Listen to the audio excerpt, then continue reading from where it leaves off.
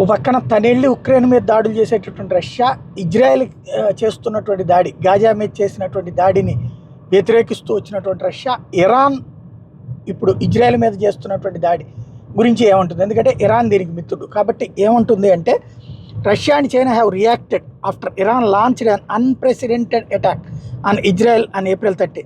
The Russian foreign ministry in a statement called on both the parties to exercise restraint. It added, "We expect that the problems in the Middle East will be solved by countries through political and diplomatic means." Meanwhile, a Chinese foreign ministry spokesperson said that Beijing is deeply concerned about escalating tensions in the Middle East after Iran launched drones and missiles in a retaliatory strike against Israel. ఇది ఇప్పుడు Iran దాడి చేసేసింది, వీళ్ళిద్దరికీ మిత్రదేశమే, రష్యాకి చెప్పకుండా చైనాకి చెప్పకుండా చేయదు. ఇప్పుడు సంయమనం పాటించాలి. ఎవరు పాటించాలా? ఇజ్రాయెల్ పాటించాలి. ఎందుకు? ఇజ్రాయెల్ కూడా దాడి చేస్తే యుద్ధం అవుతుంది. అది తమ మిత్రుడు చేసిన తప్పుని కవర్ చేసుకురావడానికి గాను మేము ఇట్లా ఊహించలేదు, ఇట్లాంటి పరిణామాలు కరెక్ట్ కాదు అన్నటువంటి పాయింట్ని ప్రధానంగా చెప్పుకుంటూ వస్తున్నారు అన్నమాట.